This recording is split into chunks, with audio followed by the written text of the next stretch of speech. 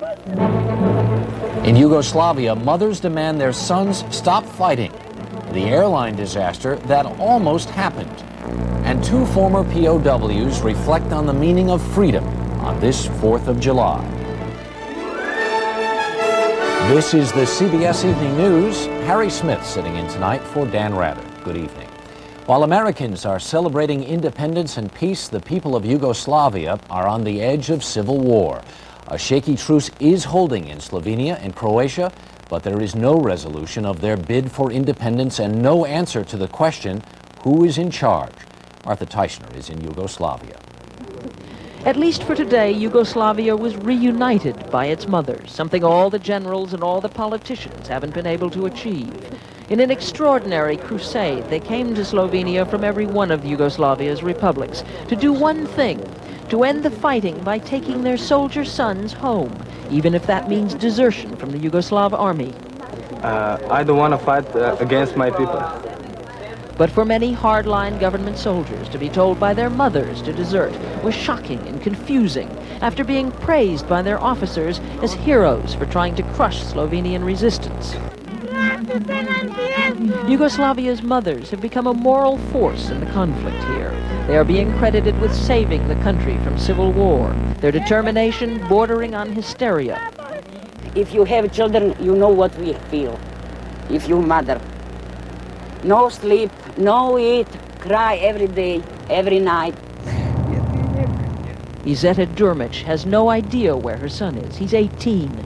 It is very stupid, she says. Innocent children 18 years old are being killed. As Red Cross buses took families to Slovenia through what 2 days ago was a battlefield, they imagined their sons.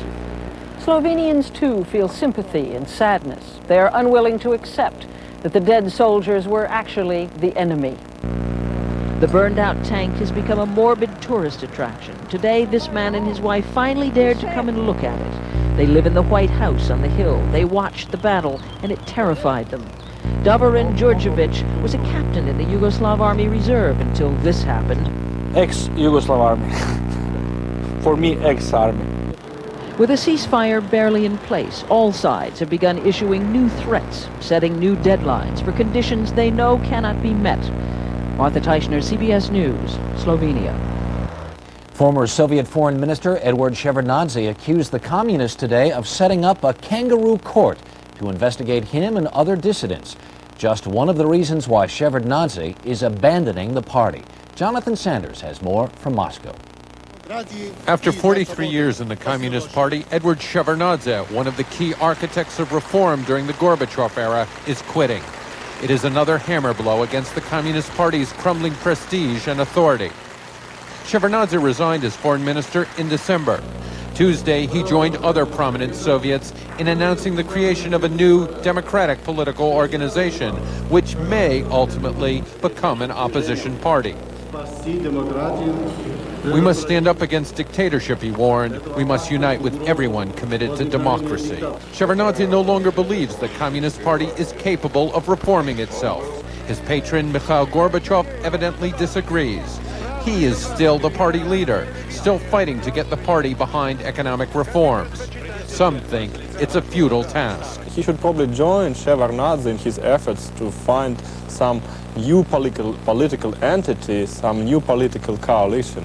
In the past, almost no one dared quit the party. Now millions are leaving. Boris Yeltsin stormed out of the Communist Party Congress last year, and his popularity only grew. He dealt the party a brutal defeat in the Russian Republic's June elections when he trounced several communist candidates. It was the party's resistance to reform that alienated Shevardnadze, and his hope now is to capitalize on the broad coalition that gave Yeltsin his sweeping victory. Even Gorbachev says he is not opposed to the new coalition. Some say it even gives the communist embattled leader some options. Now he knows that there is a certain political force which will support him if he leaves the party, which was not the case before.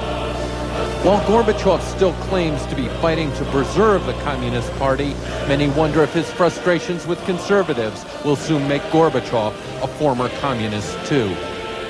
Jonathan Sanders, CBS News, Moscow. Federal aviation officials are investigating what could have been a disaster. Two commercial airliners loaded with passengers narrowly avoided a mid-air collision. As Mark Phillips reports, almost everything that could have gone wrong did. With all the planes flying these days, there are hundreds of so-called near misses each year. But the close call that occurred over North Carolina earlier this week was so close and involved failures in so many systems that a special investigation has been launched. On Sunday, a U.S. Air DC-9 was flying from Pittsburgh to Myrtle Beach, while a Continental Boeing 727 was bound from Jacksonville to Newark. The planes were at the same altitude, approaching at a closing speed of 1,000 miles an hour. Controllers were going to tell the DC-9 to descend, but a radio mix-up caused controllers to lose contact with both planes. The two planes, with 194 people and a lot of luck on board, just missed each other by only 1.5 miles. The legal minimum is 5 miles. US Air 726, runway 36, taxi. This was not just a failure of air traffic control, it was a failure of technology. One of the planes was carrying a new magic box that is designed specifically to keep collisions and near misses from happening. It failed. Descend. Descend. The collision avoidance system, using a computer-generated voice right out of science fiction movies, is supposed to warn of approaching aircraft, as in this demonstration. The system should not only warn of the approaching plane, but should tell the pilot what to do to avoid it. Climb. Climb. Clear of conflict. The collision avoidance system will be mandatory in all commercial aircraft by the end of 1993, but there have been serious teething problems. An entire line of units has had to be recalled. There have been false alarms, and now the most serious failure of all, a last resort warning system that in the last resort didn't work. Mark Phillips, CBS News, Washington. Across the land today, Americans are celebrating this Independence Day with parades, fireworks, and tributes to veterans of the Persian Gulf War. President Bush headed into the heartland for the holiday. White House correspondent Susan Spencer has our report. Kennebunkport, eat your heart out. Ladies and gentlemen, the President of the United States, President Bush. This year, President Bush chose tiny Marshfield, Missouri for his small-town 4th of July parade, perhaps figuring folks there would do a good job since they've been having parades here since the 1880s. But this was the first time in Marshfield one Republican president got to greet another, or the troops, some of whom came with souvenirs, got to salute their commander-in-chief in person. He returned the compliment. My special salute to those who have served their country in uniform now and in days gone by, with particular emphasis on those men and women who serve with such distinction in Desert Storm. What a job they did for our nation. Around the country, there was praise and honor for those home from Desert Storm and for those who did not come home. In Latrobe, Pennsylvania, the collective grand marshals all were members of the 14th Quartermaster Corps, 13 of whose members died in a Scud attack. Julius Psycho lost his son. I'd like to see him coming back safe, but it really hurts that mine isn't coming back. In Tallahassee, Florida, captured Iraqi hardware was pulled through town. Certainly more a crowd pleaser in a parade than in actual combat. And in the nation's capital, crowds gathered to watch a demonstration of hardware used in a very different conflict. A few serious souls even stopped to listen to the words that started it all, words often forgotten amid the 4th of July hoopla. With certain unalienable rights, and that among these are life, liberty, and the pursuit of happiness. The president's pursuit of happiness this 4th ended much as it began. Late this afternoon, he arrived in Grand Rapids, Michigan to oversee a slightly larger, but no less all-American celebration. Tonight, Mr. Bush joins the tens of thousands of others who gather here each year for the Capitol's spectacular fireworks display. Of course, he may have a slightly better vantage point than most, just one of the perks of the job. Susan Spencer, CBS News, the White House. Still ahead on tonight's CBS Evening News, a battle over back to nature in a small Oregon town. And one more thing to worry about. Get ready for an asteroid attack.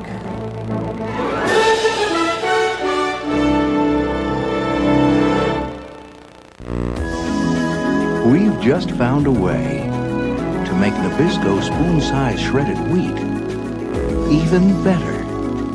every shredded wheat biscuit is now toastier and crispier. Because each is toasted through and through. It's almost like we let each little biscuit have its very own great day in the sun. Wake up to Nabisco shredded wheat. It tastes like it's sun-toasted. Say, kids, what time is it? It's Kids Day free time at Quality, Comfort, Clarion, and Sleep Hotels. Huh? Kids 18 and under stay free at Choice Hotels when you call 1-800-4CHOICE and reserve a room. Today, you can get Maalox strength in a snap. Maalox Plus tablets.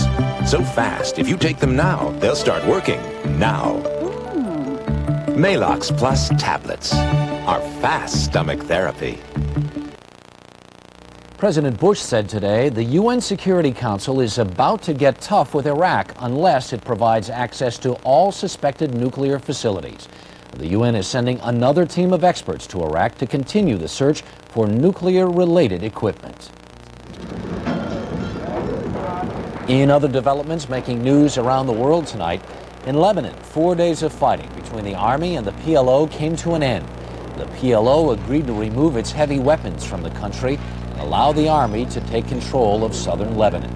In Norfolk, Virginia, Defense Secretary Cheney dedicated the Navy's newest warship, a guided missile destroyer named for Admiral Arleigh Burke.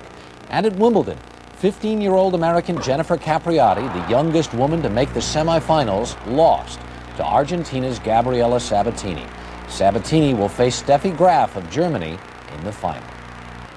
An environmental battle is shaping up in northwestern Oregon. It is a familiar fight, trees versus people, but with a twist. Jerry Bowen explains.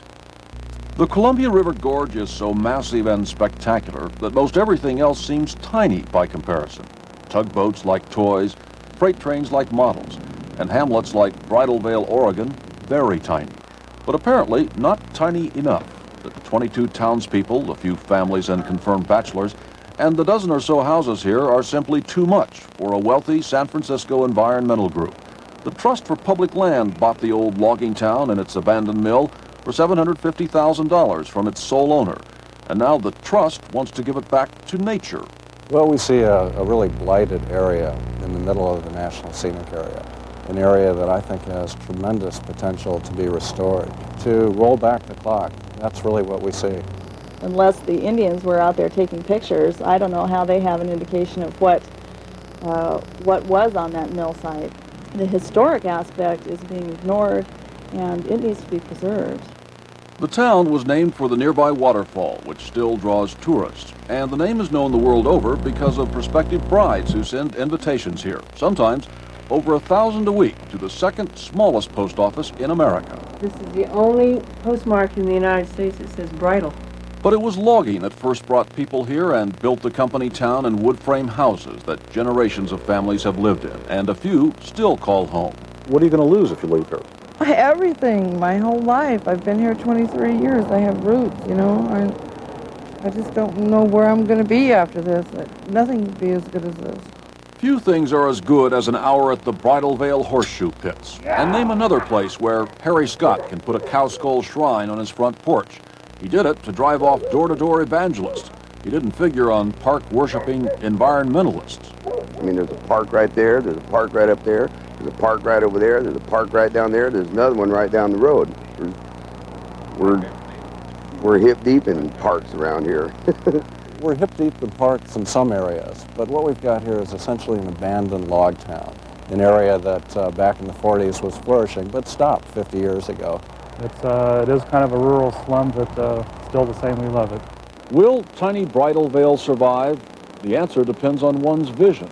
This is, after all is said and done, a story of strongly conflicting visions. And what seems to be winning now is the view that even the Columbia River Gorge is not big enough for both man and nature. Jerry Bowen, CBS News, Bridal Veil, Oregon.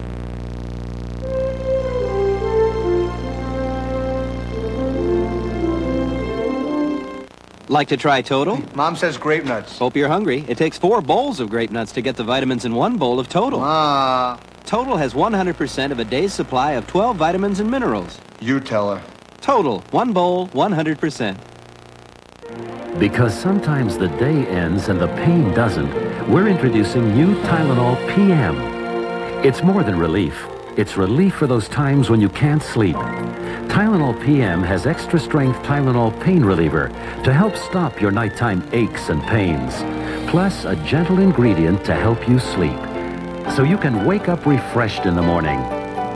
From the name you trust comes new Tylenol PM, so you can rest easy. I'd like to share a great letter and a great improvement in Depend. Listen. Dear Jim, when my grandson won his baseball championship, I was so proud, and I couldn't have been there without Depend. Now Depend introduces a unique system of double-layered protection. Absorb Lock Plus. The top layer absorbs, the quilted layer locks liquid in. June, thanks for one great day at the ballpark. Isn't that terrific? Get back into life. If your doctor has recommended Metamucil and you like the results, but you don't like those glasses of thick liquid, change to FiberCon. Get the same fiber action in easy-to-swallow tablets. Get doctor-recommended FiberCon. Desert Storm. For this former prisoner, the story continues. Veteran war correspondent Bob Simon takes you on a revealing journey back to Baghdad. Tonight at 10. A report out tonight says the steep rise in new AIDS cases will level off during the next 5 years. The reason? A drop in the rate of HIV infection and treatments that delay the onset of full-blown AIDS. The report was published in the journal Science.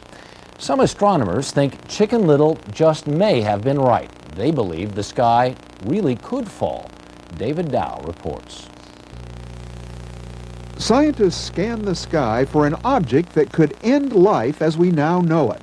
They look for giant rocks, asteroids, some of them as big as cities. One of them, they haven't found it yet, could be headed this way at 40,000 miles an hour. They're missiles, they're bombs.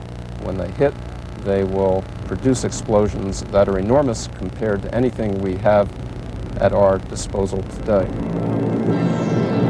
Hollywood has often fantasized such an event. That meteor is 5 miles wide and it's definitely going to hit us. But in Southern California this week, scientists met with the blessings of Congress and discussed the real-life risks of a cosmic catastrophe. Whether it's tomorrow or a million years from now, we don't know.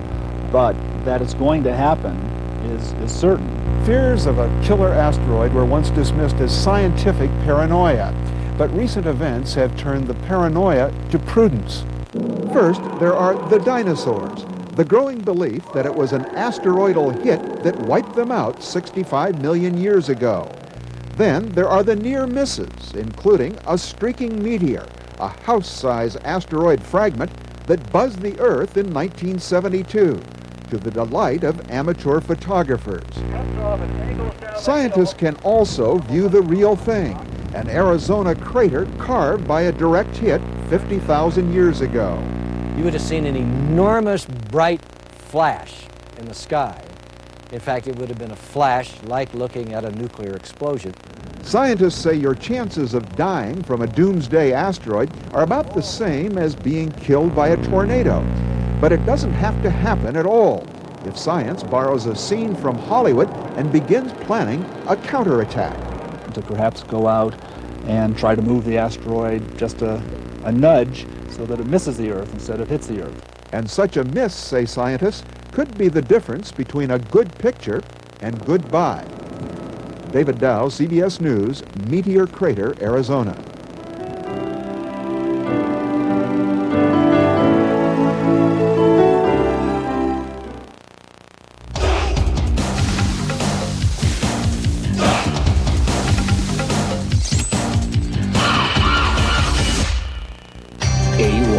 It's how steak is done.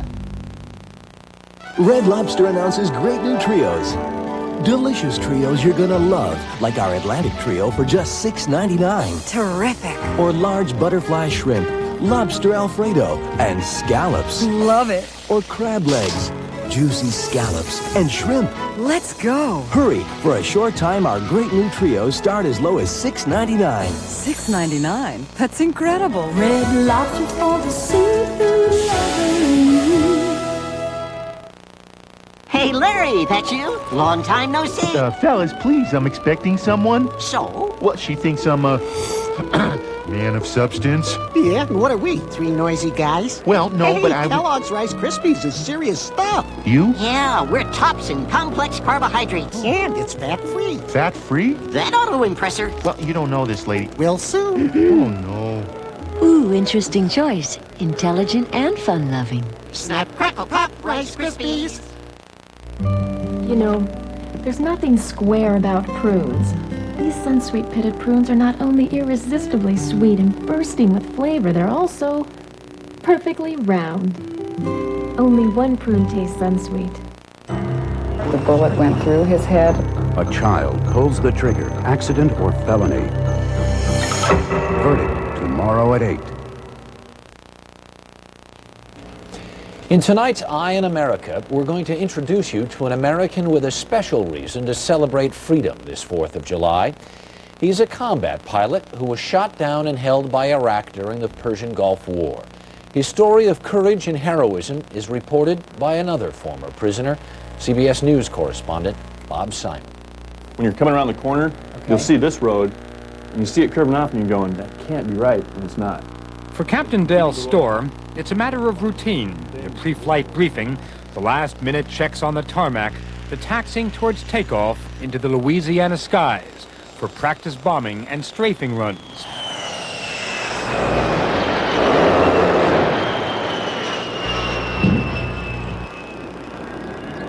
Five months ago, Storr was flying another A-10, but it wasn't practice, it was all too real. He was on his 18th mission over Iraqi positions in Kuwait when... something hit the airplane, I don't know what it was. I got hit, like I said, about 10 and probably ejected below 2,000 feet. Yeah, both of us were strafing a truck park when I was shot down, and when I was in the chute, I could see a truck coming from that truck park to come pick me up. So I knew they were going to be pretty mad. I thought they were going to kill me, I really did, hanging in the parachute. That's why I was... You've probably never heard of Dale Storr. I only learned his story because we spent weeks in separate cells in the same Iraqi prison, the prison the POWs called the Biltmore. When we met, only once and only briefly, our hands were bound, our heads were covered in filthy blankets. Storr was gaunt and bruised, and I could see death in his face. We met again 3.5 months later, under different circumstances, to talk about what we went through, what we learned. Did they beat you up a lot there? In the Biltmore, all I did was get slapped around. They hit me with a little stick every now and then when they get mad, right around your knees. In the cell? They'd come in the cell? No, I only got hit when I was being interrogated. Me too. Storr was interrogated every other day. When he wasn't being beaten by his Iraqi captors, he was sitting alone in his cell, waiting for night and American bombs to fall. One night, our prison became ground zero. I heard the plane, thinking, oh, geez, this one's going to be close. I still didn't believe we were going to be hit. And then they dropped one in. I just hid here, just waiting for number 2 to hit. It did. It blew the glass in, but didn't blow the screen in. 3, I think, hit closest to my room. Did you hear the crackling noise that they made, the bombs, just before they hit? I didn't know what that was. Yeah, it's the bombs. I don't know what it is for sure. I think it might be static electrical charges building up on the bombs as they fly through the air. It's just, zapping itself off into the air like little bolts of lightning or something. I was sure that we were dead. Oh, yeah. I had a really good idea what was going on and what was going to happen, and I was just scared to death. That's just as scared as you can get.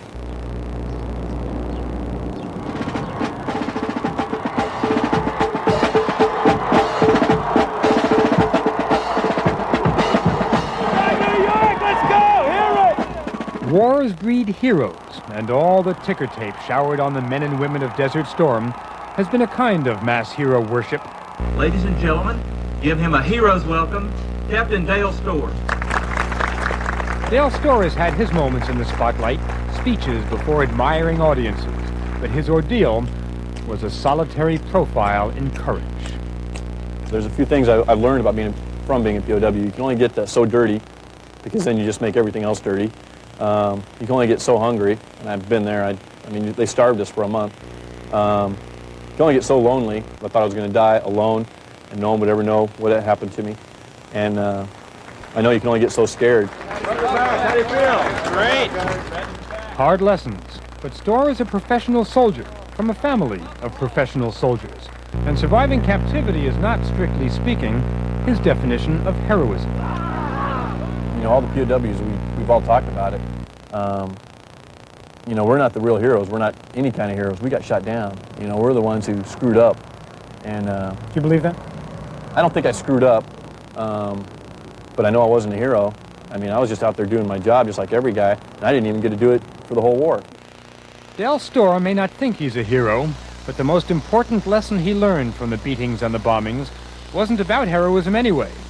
It was about life. Life is just too valuable to be wasting it on something as trivial as about worrying about your job or, you know, goofy things like that. It's, I don't know. It's just great to be alive. It's great to be free in America, that's for sure. I'll never take that for granted again. Bob Simon, CBS News, England Air Force Base, Louisiana. We invite you and your family to join Bob Simon later tonight. Bob returns to the scene of his imprisonment to give you a rare look inside post-war Iraq. The program is called Bob Simon, Back to Baghdad, tonight at 10, 9 Central and Mountain. I'm Harry Smith for Dan Rather. I'll see you on CBS This Morning tomorrow morning.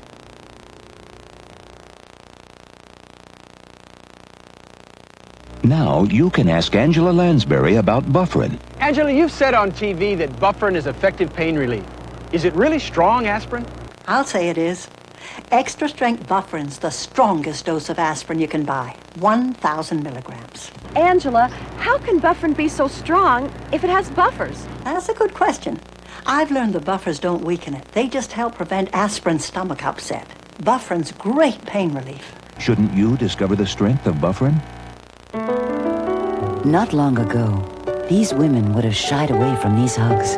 You would too if you were wearing a diaper. But today, Johnson & Johnson brings you the breakthrough. Serenity Guards. Bladder control protection so advanced you'll never need anything bulky again. Serenity holds as much as something 5 times its size, locking liquid into a gel that won't leak.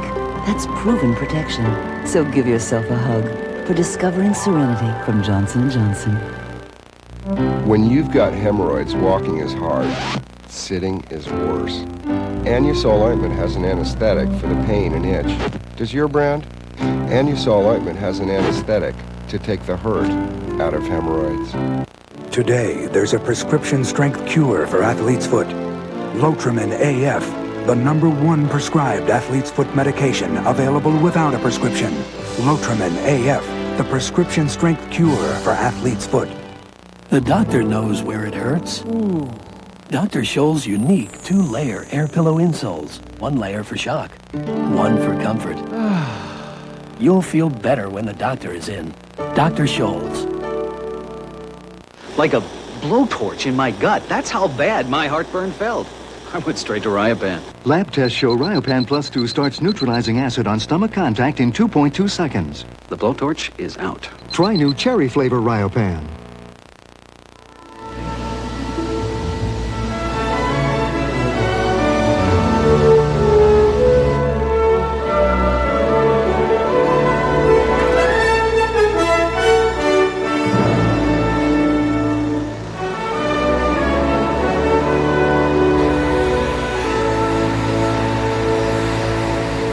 Eye on America. There's something unusual going on in this health clinic. Healthcare for the people, by the people. Does it work? Find out on the CBS Evening News tomorrow. This is CBS.